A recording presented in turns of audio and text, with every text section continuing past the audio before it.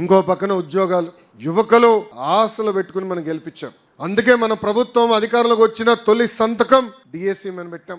గడిచిన 40 సంవత్సరాలు 80% టీచర్ పోస్టులు మన ప్రభుత్వమే భర్తీ చేసింది. ఈరోజు మెగా డిఎస్సి పెట్టాం. 16,347 పోస్టులకి డిఎస్సి ఏర్పాటు చేస్తున్నాం. జూన్ మాసం నుంచి ఎగ్జామ్స్ మొదలవుతున్నాయి. దాంట్లో కూడా కొత్త కాంట్రవర్సీ పెడుతున్నారు కొంతమంది. మైకాపాలకు పని పాట లేదు, సుప్రీం కోర్టు వరకు వెళ్ళారు. ఈ రోజు డిఎస్సి ఆపేదానికి దేవుడి దేవల ఆగదనుకుంటున్నాం. ఎందుకంటే బలమైన నోటిఫికేషన్ మనం ఇచ్చాం. టైం పెంచాలంటున్నారు. అరే సిలబస్ నేను పోయిన డిసెంబర్లో ఇచ్చా. పాపం జగన్మోహన్ రెడ్డి గారు సిలబస్ అంటే ఏంటో తెలియదులే. 7 నెలలు సమయం మనం ఇచ్చాం. పద్ధతి ప్రకారం డిఎస్సి ఇస్తున్నాం. జాబ్ నోటిఫికేషన్ ఇస్తాం. పెద్దలు అన్నట్టు పెద్ద ఎత్తున పెట్టుబడులు, పరిశ్రమలు తీసుకొస్తున్నాం. ఈ రోజు సోలార్, విండ్ కంపెనీలు వస్తే మనకేంటి అనుకోవచ్చు, టెక్నీషియన్లు కావాలి, మెయింటెనెన్స్ చేయాలి, పిల్లలకి స్కిల్ అప్గ్రేడేషన్ చేయించాల్సిన బాధ్యత నా పైన ఉంది.